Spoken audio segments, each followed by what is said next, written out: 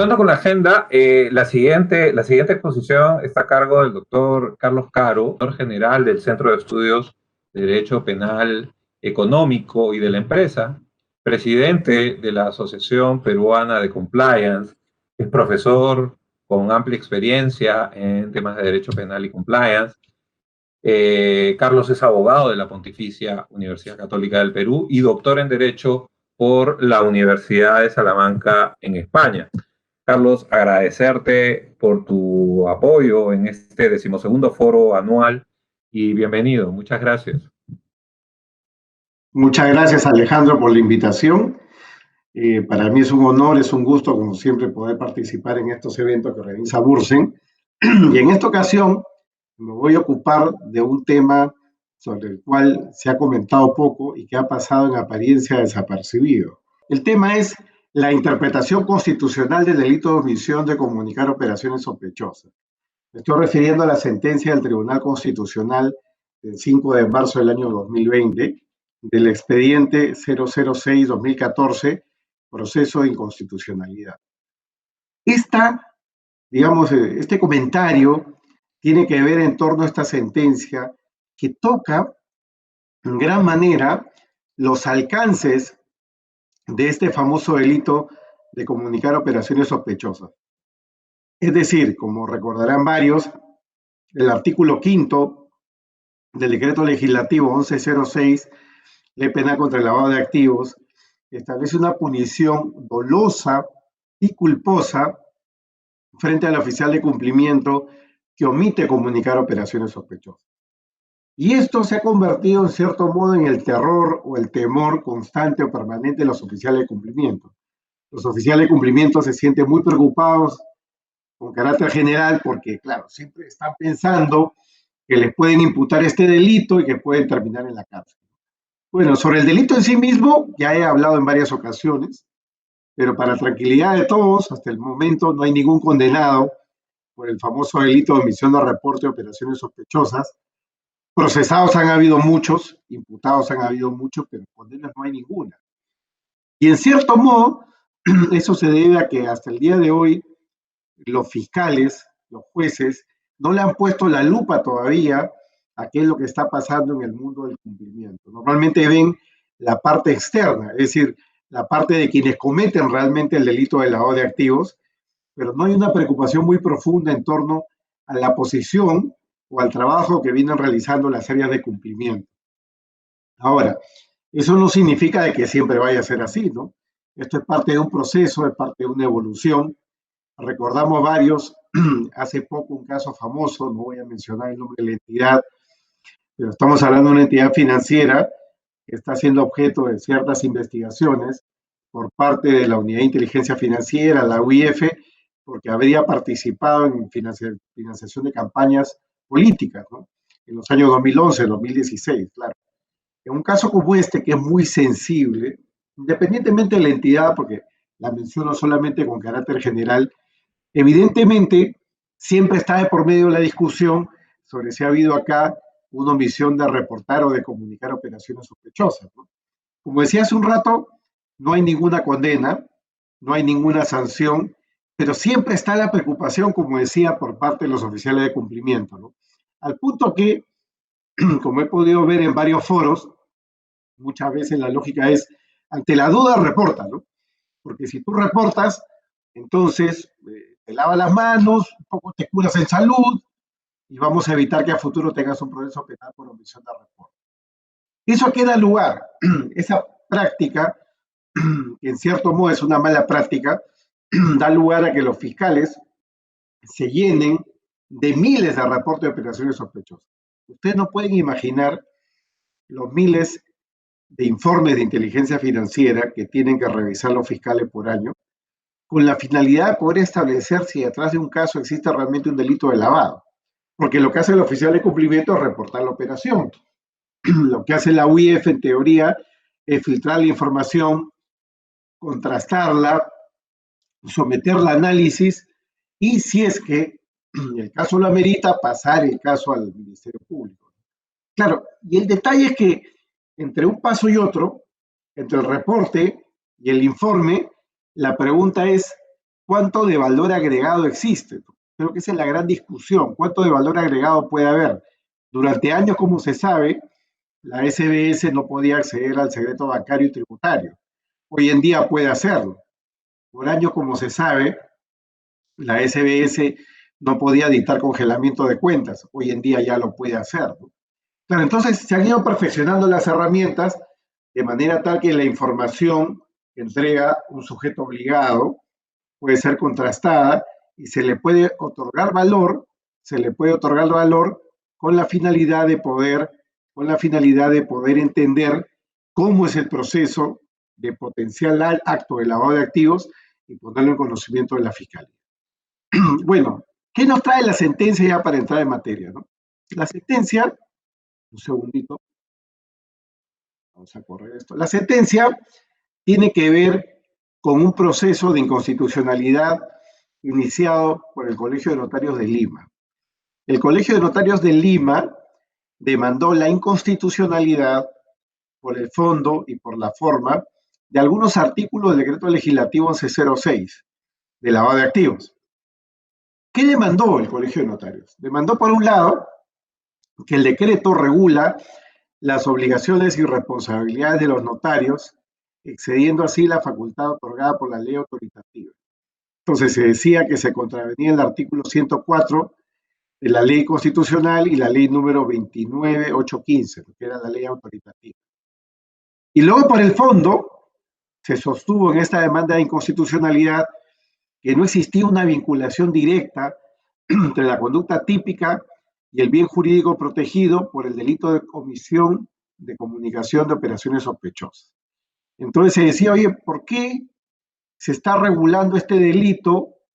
¿Por qué se está, digamos, introduciendo o ampliando incluso la tipificación? Porque antes solamente existía, con la 27765 solamente existía la modalidad dolosa, ahora se introducía la culposa. ¿Por qué se va a aceptar esto si es que no hay una conexión directa entre la conducta típica y el bien jurídico protegido? Claro. ¿Por qué? Porque la conducta típica no es de lavado. La conducta típica es omisión de reportar operaciones sospechosas. De manera que alguien podría decir, o alguien podría pensar, que en el delito de omisión de reporte no hay bien jurídico. Esto es algo como una infracción de tránsito, pasarte la luz roja, pisar las líneas blancas en el pavimento cuando estás conduciendo un vehículo. ¿Por qué? Porque hay una omisión de reporte no significa que haya un lavador. Yo puedo dejar de reportar una operación sospechosa, pero eso no significa que el cliente sea un lavador. No significa que la operación que hay detrás sea de lavado. Operación sospechosa no es lo mismo que lavado de activos. Una operación sospechosa es algo que podría llegar a ser lavado de activos, pero no necesariamente lo es. Al punto que el oficial de cumplimiento lo que hace es reportarla para que con un análisis mucho más profundo, la UIF, eventualmente la Fiscalía, puedan establecer si efectivamente estamos ante un caso de lavado. Bueno, entonces, para el Colegio de Notarios esto era un despropósito. Se estaba, digamos, grabando penalmente una conducta sin que haya un bien jurídico claramente establecido. En resumen, ¿cuáles eran los agravios demandados? Vulneración del principio de legalidad penal, vulneración del principio de culpabilidad y vulneración en términos generales de la libertad personal. ¿Qué hizo el Tribunal Constitucional? Hizo el análisis de, digamos, constitucionalidad tanto por el fondo como por la forma, ¿no? Desde el punto de vista formal, para el Tribunal Constitucional, el contenido del decreto sí es compatible con la materia delegada por la ley, la que autorizó la regulación en materia de lavado de activos y otros delitos vinculados a la minería ilegal. El 1106, el decreto legislativo, es una norma que fue gestada en el marco de una regulación delegada que permitía regular tanto lo que era el lavado de activos, la criminalidad organizada, como la minería ilegal. Por lo tanto, esta norma que permite la sanción de la omisión de reporte de operación sospechosa sí se encontraba, sí se encuentra, como ha establecido el Tribunal Constitucional, dentro de los alcances de esta figura. Ahora, desde el punto de vista del fondo, ¿no? Se hizo el análisis de la constitucionalidad del propio delito de omisión de reporte de operación sospechosa. Es decir, se puso bajo tela de juicio el principio constitucional o bien jurídico, ¿no? que según el Tribunal Constitucional es la estabilidad, transparencia y legitimidad del sistema económico y financiero, lo cual emana en los artículos 59 y 61 de la Constitución. Dicho de otra manera, para el Tribunal Constitucional, para el TC, el delito de lavado de activos y específicamente el delito de omisión de reporte es un delito que sí tiene un bien jurídico, a diferencia de lo que había establecido la demanda que establecía la presunta inexistencia de vínculo entre la conducta típica y el bien jurídico protegido. La Corte Constitucional dijo lo contrario, ¿no? Acá sí hay un bien jurídico. Y ese bien jurídico es la estabilidad, transparencia y legitimidad del sistema económico y financiero. Lo que no ha dicho el Tribunal Constitucional es cuál es el grado de afectación de ese bien jurídico. No es lo mismo matar que intentar matar. Si yo mato a alguien, estoy destruyendo el bien jurídico. Si yo intento matar a alguien, estoy, digamos, disminuyendo el valor del bien jurídico. Es un caso de peligro. Igual es acá. La omisión de reporte no es un delito que lesiona los intereses de estabilidad, transparencia y legitimidad del sistema económico financiero. El delito de omisión de reporte es un delito de peligro frente a esos bienes jurídicos. Por lo tanto, no son casos en los cuales se pueda decir claramente, oye, a raíz de este suceso, a raíz de este hecho, existe un caso de lavado. No, a raíz de la omisión de reporte, potencialmente, de manera posible, de manera probable, podría haber detrás un caso de lavado. Por ese motivo, puede concluirse con el Tribunal Constitucional, o mejor dicho, puede concluirse a raíz de lo que ha dicho el Tribunal Constitucional, que estamos acá ante un delito de peligro. No estamos ante un delito de resultado lesivo como el propio lavado de activos. El lavado de activos sanciona, conforme a los artículos 1 y 2 del 1106, sanciona los actos de conversión, transferencia, ocultamiento, tenencia. El artículo 5 sanciona una conducta que se encuentra en un estadio anterior. La omisión de reporte de una conducta que podría llegar a ser lavado. Por lo tanto, el artículo 5 es un delito de peligro. Ya los penalistas podríamos discutir ya con más intensidad si es un delito de peligro abstracto, si es un delito de peligro concreto, lo que ya implica un tecnicismo de otra naturaleza, de otro rango, ¿no? Que podría surgir tal vez si hubiera alguna pregunta en esa orientación. Ahora, esto es algo que lo voy a explicar de la forma más simple posible, ¿no? El Tribunal Constitucional, siempre que hace el análisis conforme al test de proporcionalidad. Esto es algo ya bastante común en la jurisprudencia del TC desde hace 20 años, hacer o aplicar el test de proporcionalidad.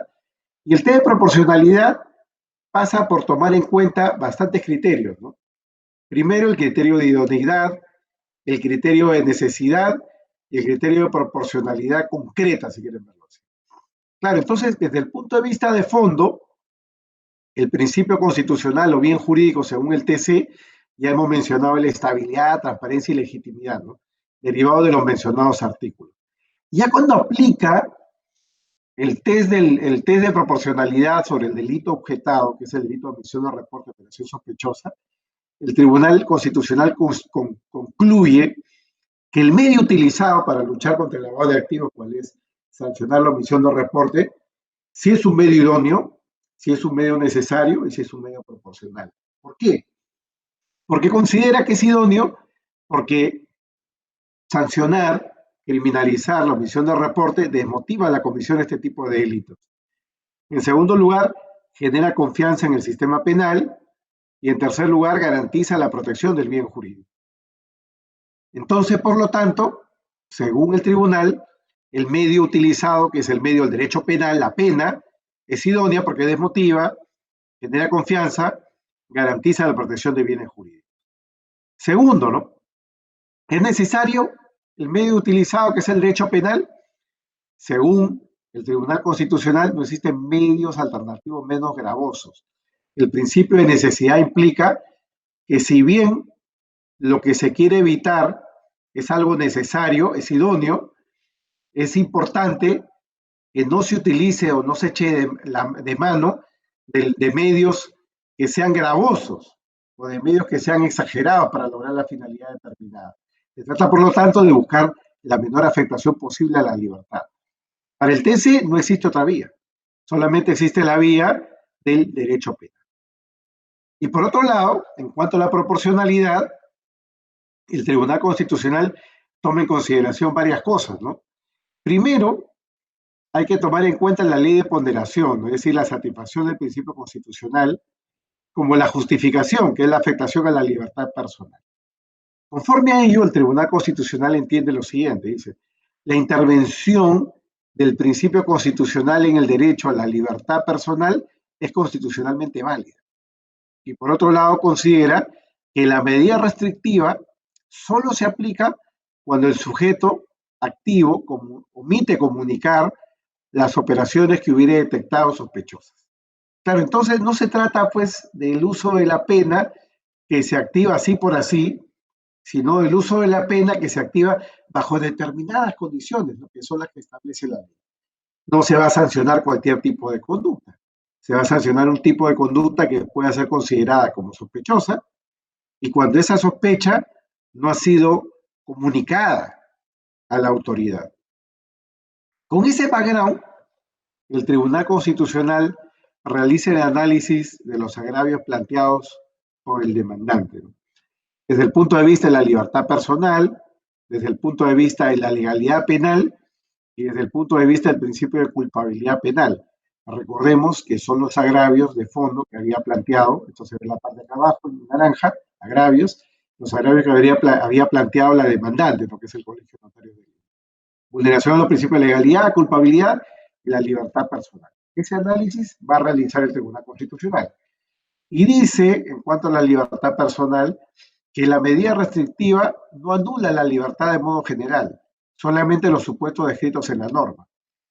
En segundo término, sobre la legalidad penal, va sobre lo que he mencionado hace un momento, ¿no? Dice el Tribunal Constitucional, estos son delitos de peligro, que penaliza conductas con alta probabilidad de lesión del bien jurídico, sin que haya entrado el Tribunal Constitucional a la discusión de si este peligro abstracto concreto. Y es un tecnicismo propio del derecho penal. En segundo lugar, dice el TC sobre la legalidad penal, que se recurre al instrumento o a la técnica de los tipos penales en blanco, ¿no? Su certeza, la de los tipos penales en blanco, es conciliable con cierto grado de indeterminación en las conductas prohibidas, siempre garantizando un núcleo base. En consecuencia, el TC interpretó cuál es el concepto de transacciones sospechosas. Para el TC es importante considerar qué son transacciones sospechosas y sobre eso va a terminar mi exposición. Por otro lado, en cuanto a la legalidad penal, dice el TC que hay en la ley penal, en el artículo 5 de mención, una clara conexión directa entre la conducta prohibida y el bien jurídico protegido. Y en cuanto a la culpabilidad penal, el TC dice que la prohibición penal del tipo impugnado solo reprocha los actos posibles de conocer por los sujetos obligados. Es decir, no hay una presunción de dolo, no hay una presunción de culpa, solamente se sancionan los casos en los cuales se omite comunicar operaciones sospechosas efectivamente detectadas como tal. Y por último, en cuanto a la culpabilidad penal, dice el TC, no se les exige un nivel de conocimiento superior al que poseen para determinar, en virtud de su posición, la de los oficiales de cumplimiento, aquello que resulte inusual, injustificado, ilegal, etc. En resumen, ¿no? En cuanto a esta lámina, el TC aplica el test de proporcionalidad y realiza el análisis de los agravios planteados por la demandante conforme a ese test. Para el Tribunal Constitucional, sancionar, penalizar la omisión de reporte es idóneo, es necesario, es proporcional, no afecta a la libertad personal, no afecta el principio de legalidad, no afecta el principio de culpabilidad. Por lo tanto, para el Tribunal Constitucional no hay mérito para que se declare inconstitucional el delito de omisión de reporte. Ya estoy terminando, para entrar a las preguntas. Acá viene lo que para mí es lo más importante de recordar en este foro, ¿no? Digamos, todo lo anterior ha sido un background, ha sido lo previo, lo que da fundamento a lo que ahora mencionaré, pero digamos, el fundamento 148 es el que tiene muchos efectos prácticos en la tarea del oficial de cumplimiento. El Tribunal Constitucional interpreta el artículo 5. Hoy día el artículo 5 del decreto legislativo 1106 no dice lo que dice. Para contemplar su interpretación, tenemos necesariamente que aplicar el fundamento 148 de esta sentencia. Es decir, hoy por hoy ya no basta con ir a la ley penal, hay que ir a este fundamento 148 para saber cuáles son los alcances del delito de omisión a reporte. Dice el Tribunal Constitucional en el fundamento 148, este delito es constitucional siempre que por transacciones u operaciones sospechosas se crean aquellas de naturaleza civil, comercial o financiera que tengan una magnitud o velocidad de rotación inusual o condiciones de complejidad inusitada o injustificada que se presuma proceden de alguna actividad ilícita o que por cualquier motivo no tengan un fundamento económico lícito aparente. Todo lo que he leído hasta acá, que va desde la línea 1 hasta la quinta línea contada desde abajo, no tengan un fundamento económico lícito aparente, es una reproducción de lo que dice la ley, ¿no? Las leyes, cuando establecen que son operaciones inusuales o sospechosas, giran en torno a estas palabras, ¿no? Giran en torno a estos verbos típicos, a estas construcciones gramaticales, ¿no? Es decir, operación de naturaleza civil, comercial o financiera que tenga una magnitud o velocidad de rotación inusual, etc. Claro, entonces, digamos que la regulación administrativa está construida en base a eso. Pero lo que añade el TC a eso que ya se sabe que dice la ley es lo que está puesto en mayúsculas. Dice, en base a la información que posee el sujeto obligado a comunicar tales transacciones u operaciones a la autoridad. Reitero, en base a la información que posea el sujeto obligado a comunicar tales transacciones u operaciones a la autoridad. Alguien me dirá, bueno, pero esto es algo casi evidente, ¿no? Es evidente que el oficial de cumplimiento solamente puede reportar o determinar si una actividad es sospechosa en base a la información que posee el sujeto obligado.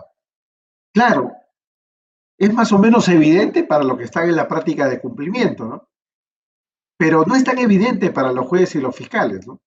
Los jueces y los fiscales consideran que los sistemas de cumplimiento deben de funcionar bien y por lo tanto el oficial de cumplimiento es responsable de todo déficit de información.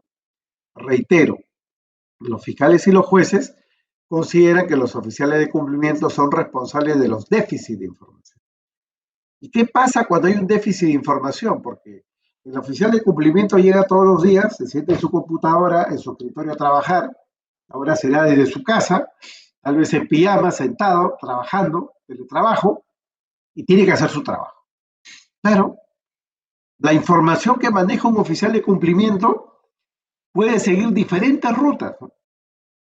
Quienes decimos que el compliance es algo completamente transversal, horizontal en toda la organización, lo que queremos decir en buena cuenta es que el compromiso de la participación en compliance es de todas las áreas de la organización. Estamos hablando de un banco, por ejemplo, las áreas comerciales son las que tienen que alimentar de información al oficial de cumplimiento. ¿Qué pasa, por ejemplo, cuando el área comercial, el comercial de una empresa, no reporta la información correspondiente al oficial de cumplimiento? No carga la información dentro del sistema. O el sistema es defectuoso, o el sistema tiene una mala programación para los que utilizan software para monitorear actividades inusuales, sospechosas, está mal programado, no genera las alertas del caso, por lo tanto, claro, el oficial de cumplimiento no se puede inventar la información. El oficial de cumplimiento y su área no está en capacidad de navegar en la información del banco, por ejemplo, con las miles de operaciones diarias para saber cuáles son sospechosas o no. Para eso se utiliza un software, se utiliza un algoritmo, pero tú puedes tener el mejor software, tú puedes tener el mejor algoritmo y de pronto la operación no pasa por compliance. Justamente en el caso que mencionaba hace un momento del mencionado, bueno, hipotéticamente, ¿no? Entidad financiera, la mencionada hipotéticamente entidad financiera, bueno, la posible imputación es, oye, esto no pasó por compliance, ¿no?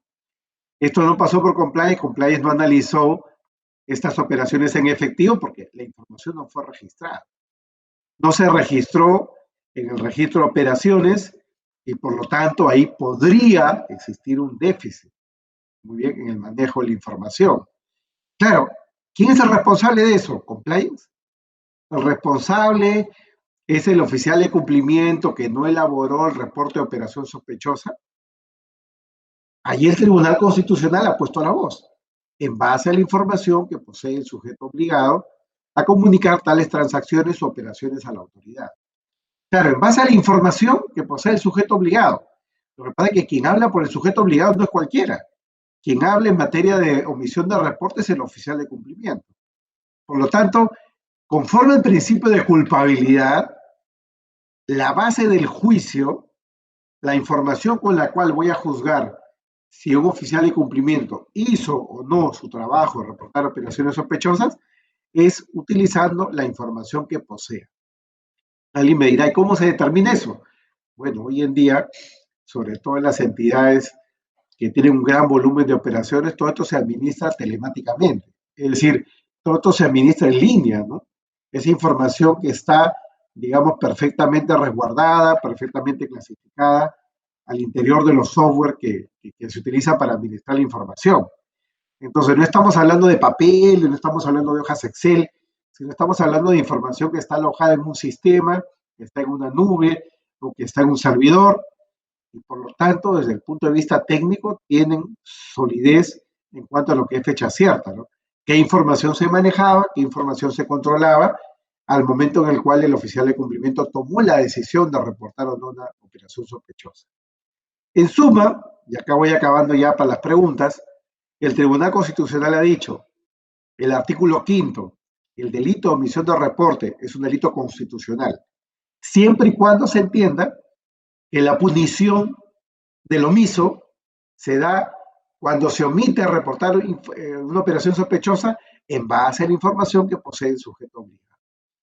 Entonces, es la forma en la cual se salva, digamos, la vigencia del principio de culpabilidad penal que prohíbe sancionar una conducta que no ha sido cometida sino por dolo o por culpa. La responsabilidad objetiva en materia penal no existe.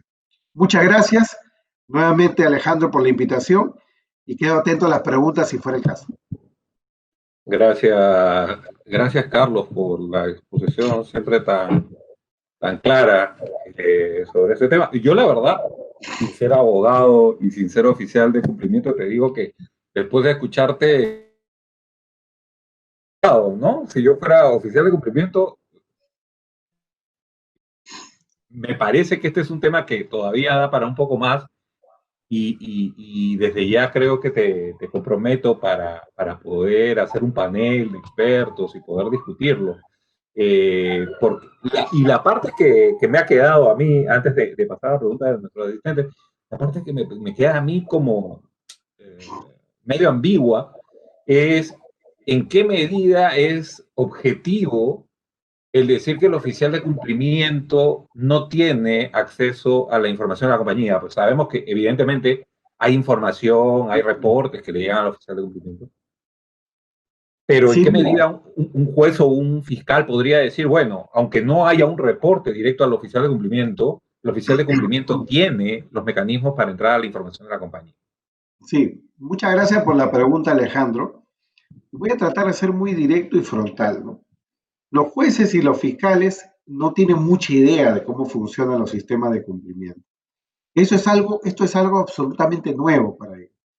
Si bien los jueces y fiscales están entrenados en perseguir el lavado de activos, saben qué consiste el delito, etcétera, cuando les hablas de todo lo que es la regulación en materia de cumplimiento obligatorio al lavado de activos específicamente, es otro mundo, ¿no? De hecho, muchas veces vemos a los penalistas, por un lado, hablando de lavado de activos, y a los que hablan de compliance y prevención, hablando de su regulación y lo que dice la UIF, ¿no? Son dos mundos. Los jueces y los fiscales tienen que empezar a conocer cómo funciona un sistema de cumplimiento. Y los sistemas de cumplimiento en las entidades que tienen volumen de operaciones funcionan de manera digamos, industrializada, es decir, con un software. No funciona manualmente. Estamos hablando de una empresa pequeña, Una empresa que tiene pocas operaciones seguramente puede operar el sistema de cumplimiento de forma manual. Pero si estamos hablando de una empresa con miles de operaciones al día, como puede ser un banco, por ejemplo, esto es algo que no se puede administrar sino a través de un software, ¿no? Entonces, ¿de qué depende que el software sea eficiente, ¿no? Depende uno de la calibración del software, el software general, que el software sea lo suficientemente bueno para recoger la información que existe en la entidad y para que la entidad, digamos, genere las alertas internas a través del software. Pero hay un factor humano, ¿no? Que es el factor del usuario, que es el que muchas veces falla más que el primero. El primero, digamos, sobre todo si estamos hablando de software internacionales, lo que venden muchas empresas y muchos proveedores, son software que ya están probados, comprobados y, digamos, en cierto modo calibrados y puede haber, digamos, una adaptación a la organización, ¿no? Un tailor-made. Pero en términos generales el problema es humano. No se llena la información no está al día, no se carga la información como corresponde, o peor aún, ha pasado.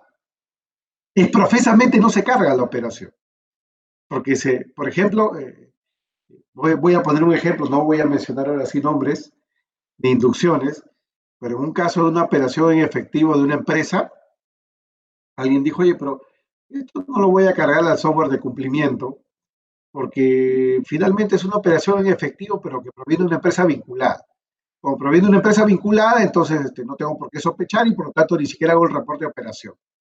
Claro, entonces la información nunca pasó por cumplimiento. Cumplimiento dice, oye, yo me entero después de tiempo que ha habido una operación en efectivo, pero nunca pude conocer que había la información, porque profesamente no se cargó la información cuando, ojo, no se trataba de cargar una información de una operación sospechosa, sino simplemente cargar la información, un tema de registro de operaciones. No porque alguien dijera que podía ser sospechosa, sino simplemente era un tema de cargar la operación. Claro, entonces, cuando llaman al oficial de cumplimiento, el oficial de cumplimiento muchas veces trata de escudarse en la idea de, oye, mi identidad es secreta, reservada, y eso hoy en día ya no es una gran garantía, ¿no? Porque al final del día, los fiscales y los jueces piensan así, oye, ya no hay jueces sin rostro, no hay fiscales sin rostro, no hay testigos sin rostro. Bueno, si el oficial de cumplimiento es como una suerte de denunciante, pues que dé la cara, ¿no? Y bueno, yo sé que los oficiales de cumplimiento que me están escuchando pueden estar un poco espantados y decir, oye, pero nosotros luchamos contra el crimen organizado, todo lo que quieran. Pero estoy hablando del principio constitucional, ¿no? En principio, la información tendría que ser conocida por un imputado para poderse defender, ¿no? Y ahí entramos, digamos, al trazo final de lo que yo quiero comentar, que es el tema de cómo el juez juzga, cómo el fiscal juzga, ¿no? El fiscal te va a juzgar en base a la información que tú podías conocer. No puede ir más allá, porque en penal no existe la responsabilidad por el otro. En penal existe la responsabilidad individual, ¿no? Por lo tanto, cada quien responde por lo que conoció, dejó de conocer, hizo o dejó de hacer.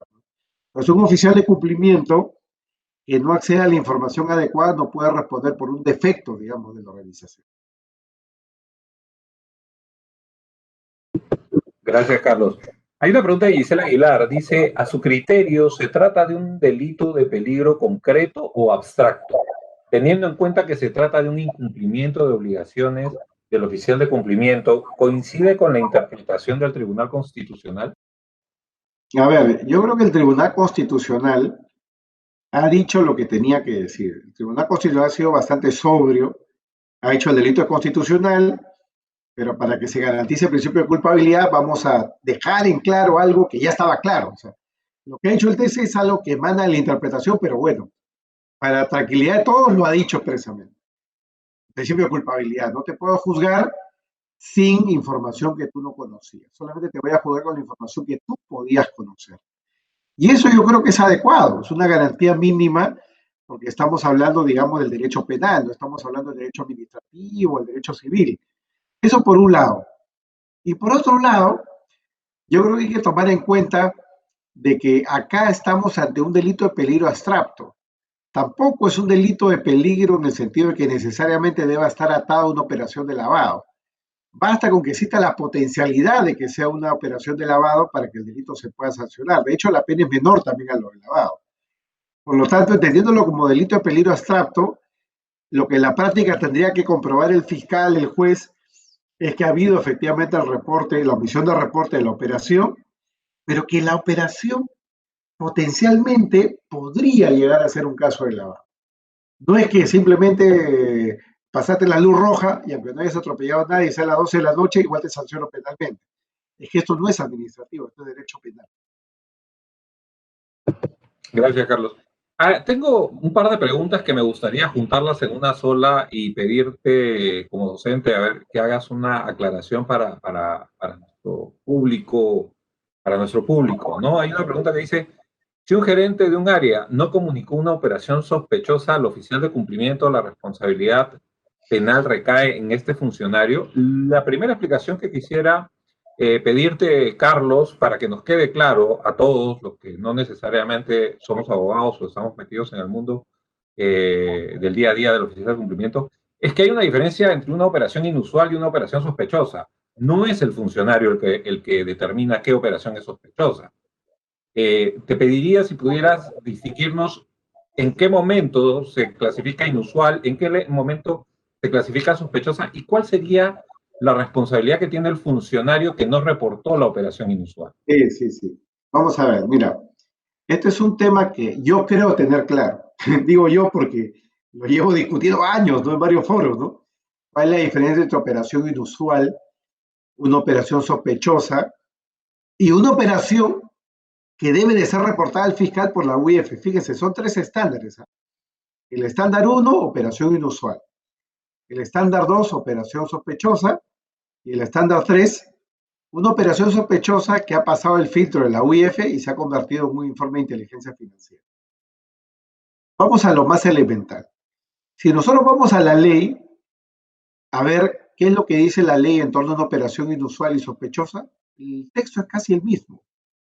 Es decir, la ley describe casi igual una operación inusual que una operación sospechosa. Entonces, si vamos a la literalidad de la ley, no vamos a llegar muy lejos. ¿Cuál es la diferencia? El grado de diligencia. La diferencia está en el due diligence.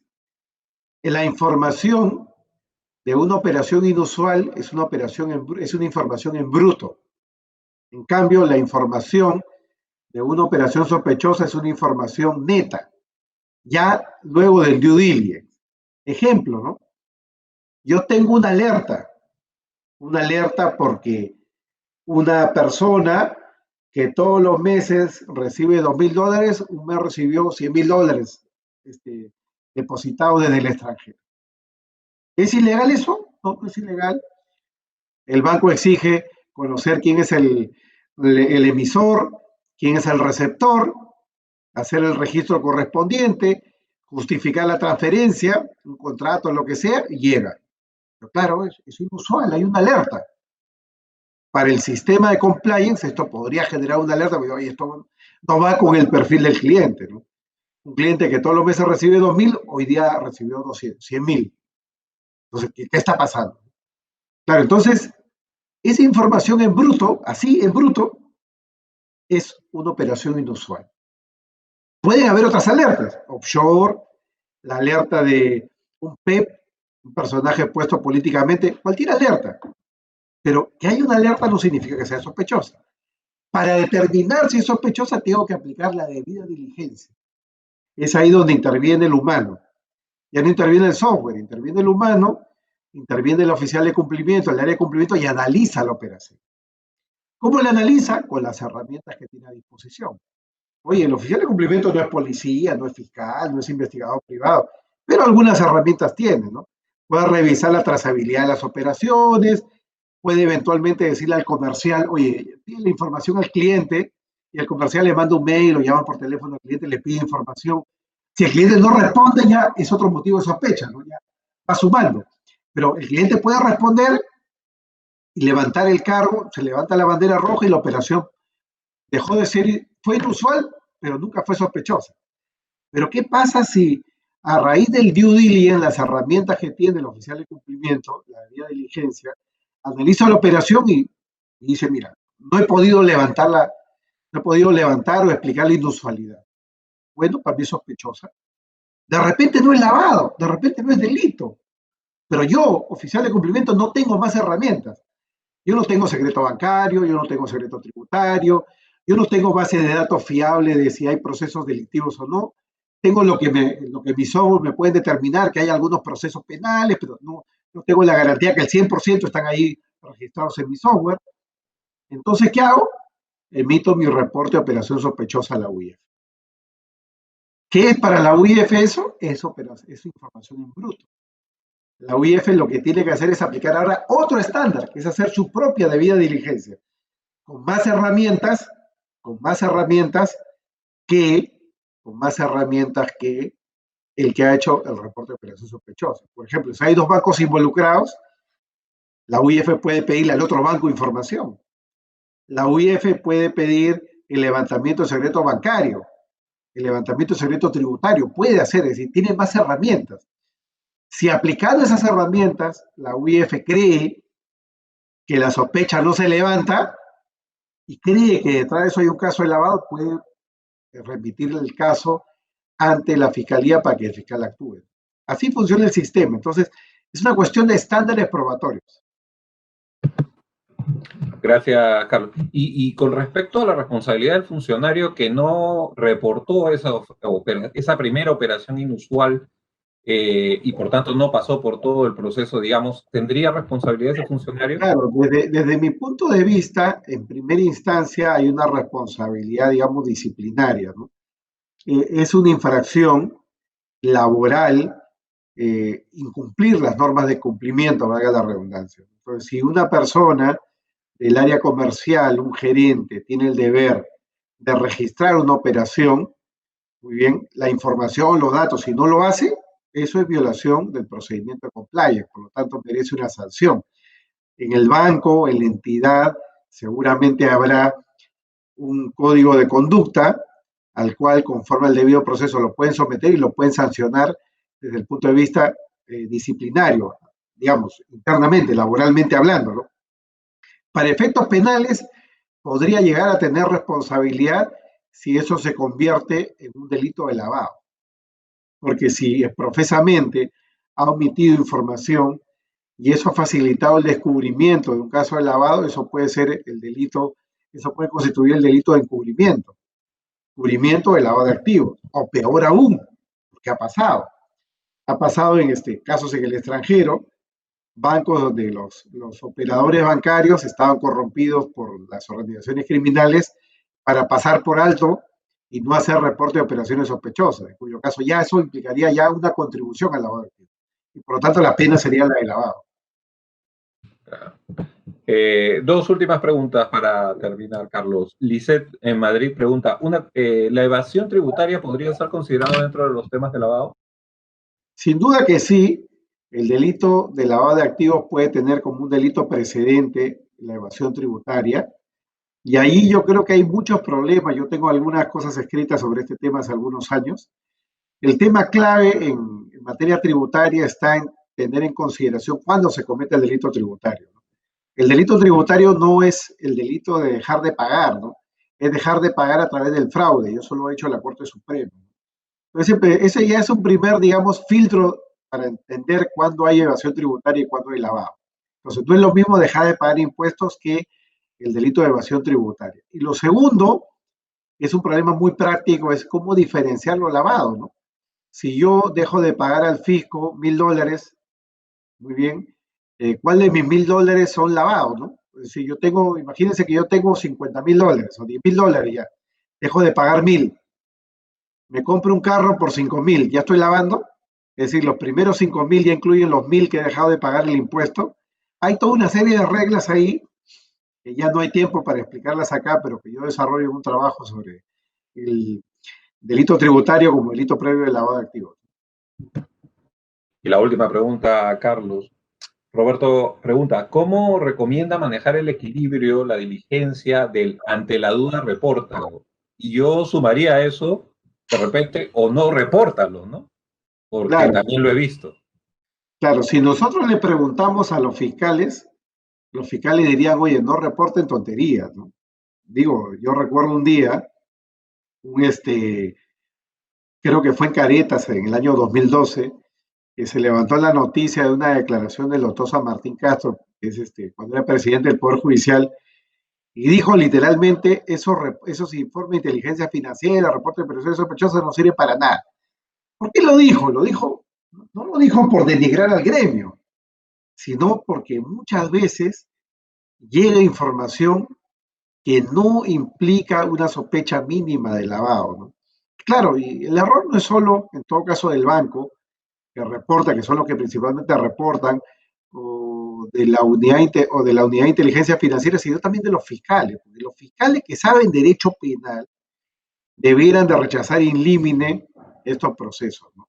Acá en el Perú hay miles de procesos por lavado y pocas condenas. Yo escribí algo sobre esto hace poco en el Comercio.